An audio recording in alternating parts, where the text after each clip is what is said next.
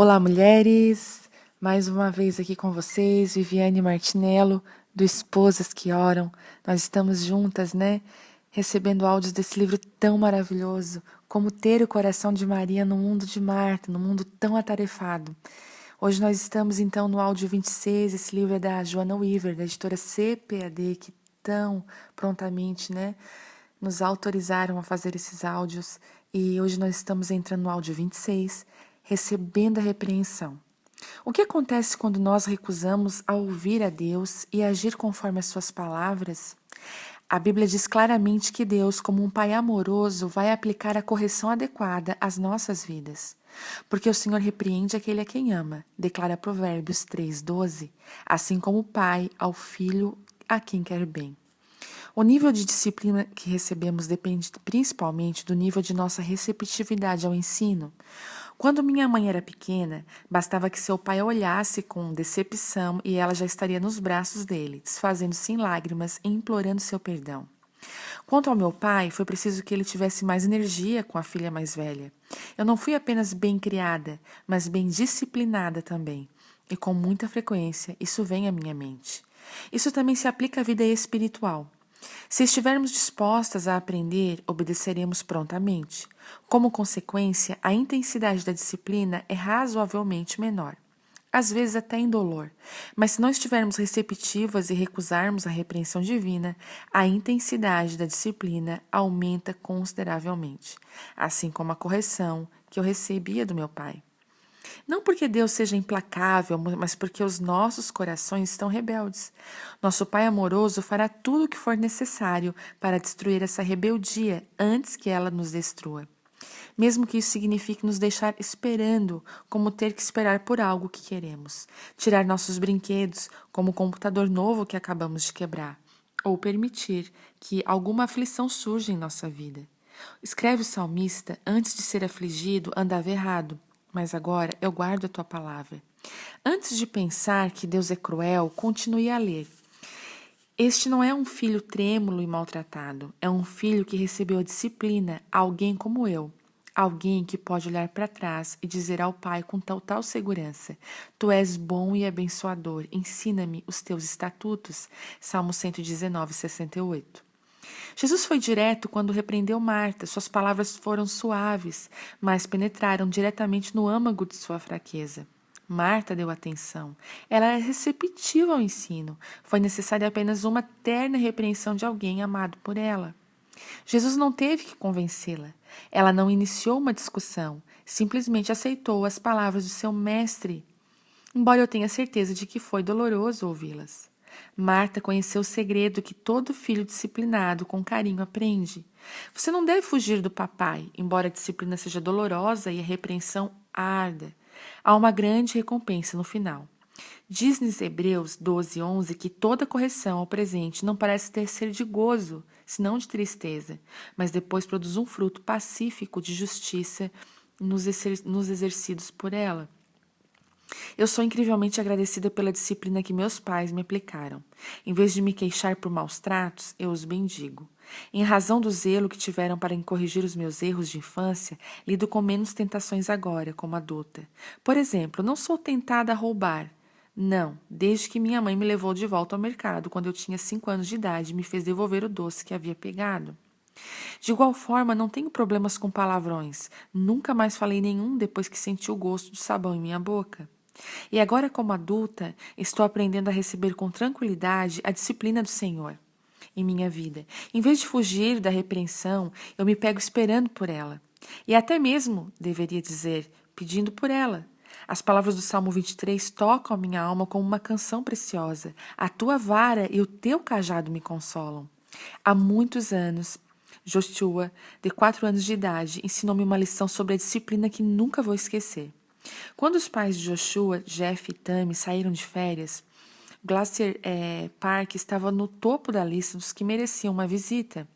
Enchemos o furgão com as 2 famílias na manhã seguinte e partimos para um dia de turismo.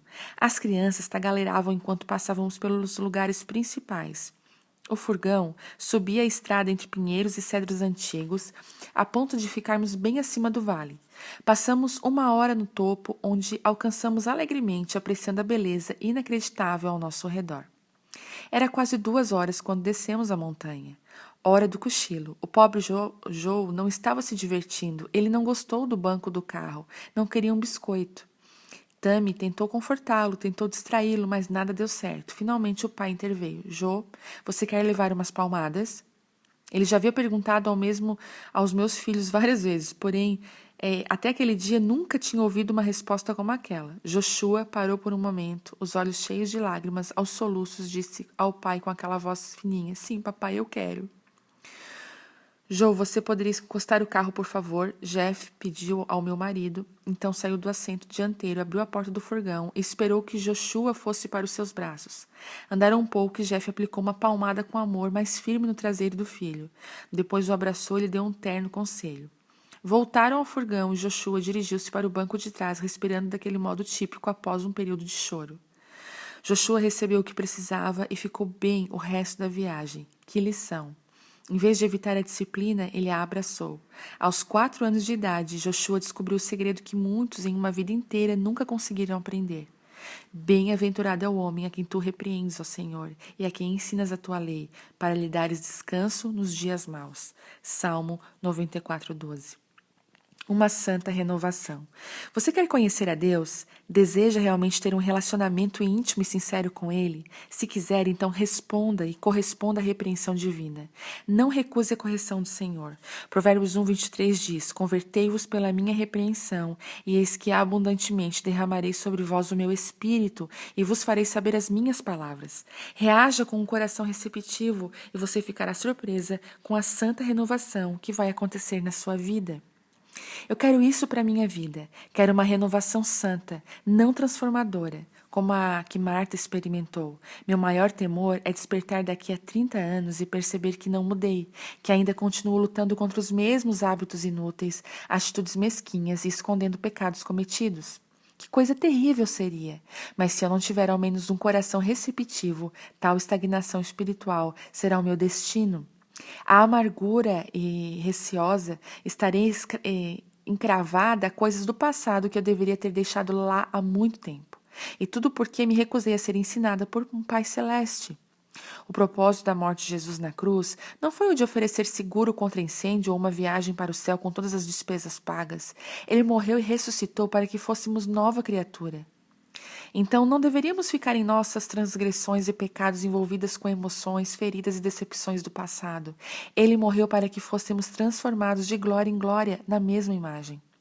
Como Paulo disse em 2 Coríntios 3,18, não devemos mais nos esconder atrás do véu da vergonha. Em vez disso, com cara descoberta, refletimos como um espelho a glória do Senhor, como pelo Espírito do Senhor.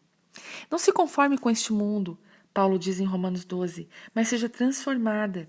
Esse é o resultado de um coração disposto a aprender e receptivo às lições. Quando escolhemos a transformação, optamos por algo específico. A palavra grega usada é metamorfó, que significa ser transfigurado ou mudado. É a mesma palavra para descrever o que aconteceu com Jesus no Monte da Transfiguração. Transformação também podemos experimentá-la. Tudo o que temos a fazer é ter um coração receptivo. Jesus nos transformará. Tudo o que precisamos fazer é apresentar os novos, velhos corpos em sacrifício, e Ele nos renovará. A borboleta. Joane, morena, seus cabelos moldam um rosto brilhante de 40 e poucos anos, e a armação metálica dos óculos exalta os lindos olhos azuis. Joane também é muito talentosa. Eu tive o privilégio de assisti-la representando um monólogo em um chamado Domingo de Ramos, em um centro cristão de conferências. O culto que acontece à Páscoa sempre é comovente. É inevitável não me emocionar diante da imensidão da obra de Cristo na cruz, mas a representação de Joane naquele ano não me fez recordar apenas o que Jesus fez, mas também o que Ele deseja fazer em mim e em você. Entenda, Jesus não veio para tornar as pessoas ruins em boas. Ele veio para transformar algo inteiramente novo. Minhas palavras não conseguem descrever o poder por trás das imagens que vi naquela manhã. Porém, com a permissão de Joane, gostaria de tentar. Imagine comigo uma velha mulher no centro do palco, vestida com um casaco escuro, carregando no ombro uma bolsa desbotada, como as lavandeiras. Ela segurava com firmeza uma bolsa fora de moda, sapatos velhos cobrem seus pés, curvada e apoiando-se em uma bengala, o velho rosto cingido com desconfiança e a voz aguda e frágil. Ela começa a contar a sua história. Vim para lhes contar a história da borboleta, inicia a mulher. Os únicos acessórios usados no palco são as roupas que ela veste e uma simples cruz de madeira ao fundo. Ela começou como todas as outras. Era uma largata vil. Alguém que deveria crescer, mas nunca mudar. Sua vida se tornaria desprezível, horrenda e amargurada, sem a graça do Criador. É assim que ela deveria ter ficado, diz a velha mulher, apontando para sua aparência retorcida e trépida. Embora tivesse o desejo de mudar, não conseguia. Submeter-se ao poder de Deus era sua única chance. Lá estava um lenço, cobrindo-lhe a cabeça, o precioso cérebro e a inteligência acima da média.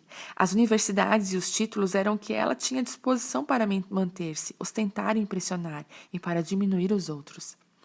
O cabelo que deveria haver na cabeça era meramente um reflexo das ansiedades de sua vida e, no caso dela, estavam prematuramente grisalho. Ela se preocupava com tudo, seu futuro, seu passado, seus erros e seus sonhos. Os dentes dela, a velha mulher, os exibia para enfatizar. Os guardiões de sua boca, uma das armas mais malévolas, estavam prontos para morder, para mutilar as pessoas rapidamente com sarcasmo, com farpas, pois a boca fala do que o coração está cheio. Às vezes parecia uma fofoca inocente, outras vezes julgamento e, em alguns momentos, mentiras completas com as quais ela destruía a reputação dos outros. Sua bolsa estava em segurança, porque guardava seu estimado talão de cheques. Ela nasceu na riqueza e, enquanto houvesse dinheiro no banco para protegê-la, estaria salva. Ninguém poderia tocá-la, ninguém conseguiria atingi-la. Ela cercou-se de bens materiais, nenhum prejudicial em si mesmo, mas todos maléficos por não serem usados para o Senhor. Sua bengala era usada como um dedo para acusar os outros nos pecados que ela cometia. Tornou-se uma muleta maravilhosa, esse superego, super desenvolvido que nunca deixava se sentir mal consigo mesma. Ela facilmente poderia encontrar o mal na vida das outras pessoas ao seu redor, mas não nela.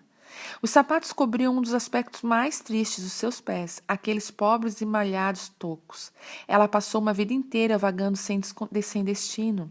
Não tinha objetivos, ninguém para seguir, nenhum lugar onde ir. Cada dia significava apenas 24 horas sem esperança. A mulher tira do ombro um grande saco que ela carrega e depois aponta para ele. Lá estava sua carga. Cada ano mais pesada. Ela encheu o saco com aqueles pecados, esperando que ninguém mais pudesse notar o óbvio. Sua vida tinha se tornado grotesca, com o peso de seus pecados, desfiguraram a beleza que ela deveria ter. Finalmente, lá estava o seu coração, uma imagem atrofiada do que o Criador havia lhe dado. Através da mímica, a mulher pega um pequeno coração de pedra em seu peito e o segura entre 2 dedos. Era duro e inflexível, não permitia que entrasse nenhum amor. Não permitia que saísse amor, protegido contra intrusos por sua cabeça, boca, bolsa e bengala.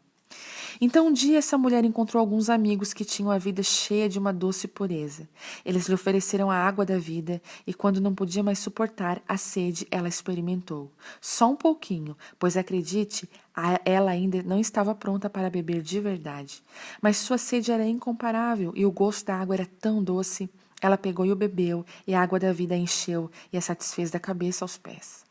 O rosto da mulher no palco agora brilha com a lembrança daquela água, com a nova vida que ela recebeu.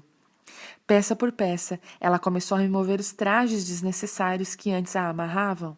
O lenço foi retirado, o seu conhecimento passou a ser usado para a glória de Deus. Seus pensamentos tornaram-se os pensamentos do Senhor quando ela se entregou a Ele. A mulher desata o lenço e o joga no chão. O cabelo, antes grisalho por causa das preocupações, se renovou, pois a alegria que era do Senhor também passou a ser dela. A mulher agita os cabelos com alegria. A boca que havia caluniado os outros, começou a exaltá-los, a cantar salmos, hinos e canções espirituais, a procurar maneiras de aliviar as feridas em vez de causá-las. A bolsa se tornou um instrumento assim como a bainha para a espada. Ela levava algo de grande poder. O dinheiro foi usado para expandir o reino de Deus em vez de protegê-la, diz a mulher enquanto levanta a bolsa para que todos a vejam. A bengala não foi mais necessária quando seu desejo de julgar desapareceu diante da luz da graça divina. Ela a deu para outras pessoas que precisavam dela para se apoiar, pois queria caminhar e ajudar os outros a levarem as suas cargas.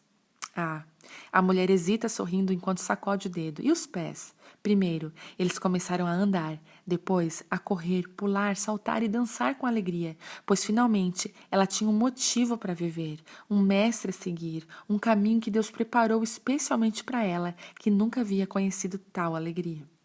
Ele levou a carga dos pecados, diz a mulher, com a voz mais forte e juvenil. Sua postura se fortalece enquanto deixa suas coisas na cruz. Como isso ocorreu? Ela jamais entenderia de verdade, mas sabia que ele havia dito que morreu para levar os pecados embora. O seu coração de pedra foi transformado em um novo e vivo coração. Com as mãos tremendo, ela levantava o seu pequeno coração imaginário em direção ao céu, recebendo em troca um coração grande e palpitante. Com a face erguida e os olhos maravilhados, a mulher coloca através de mímica um novo coração dentro do peito. Cria em mim, ó Deus, um coração puro e renova em mim um espírito reto. Salmo 51:10. As palavras são suaves, suplicantes e agradecidas enquanto vagueiam pelo auditório. O momento é santo. Enquanto a oração de Davi ecoa dentro de cada uma de nós, um coração puro a Deus, um espírito reto em mim. Obrigada por ouvirem a minha história, diz a mulher finalmente. Sua voz é profunda e terna enquanto desabotou o casaco. Como vocês podem ver, eu sou a borboleta. Ela deixa cair o manto, revelando um traje esplêndido de malha púrpura, com asas esvoaçantes, de várias cores. Cintilante e tremuluzente sob a luz da manhã, o conjunto de saia e casaco era lindo, extraordinário. Com os braços estendidos, a mulher está renascida, flutuando, dançando, pulando, deixando todas as roupas terrenas para trás, convidando a cada um de nós a fazer o mesmo. Nova vida em troca da velha é o que Jesus oferece, corações fervorosos em troca de frios, e tudo isso é pago quando somos receptivas ao ensino. Quando entreguei minha vida para o ensino de Jesus, até mesmo para suas repreensões, aprendi o valor da eterna disciplina de Deus. Somente quando nos libertamos dos casulos da nossa natureza vil é que a beleza verdadeira da nova vida oferecida por Cristo pode ser conhecida de verdade. Então, não tenha medo de se despojar dos velhos padrões e das roupas maltrapilhas. Lembre-se, Jesus veio para fazer tudo novo. Assim, ouça o Senhor e obedeça. Receba a sua disciplina e depois esteja pronta para voar. Em nome de Jesus. Amém.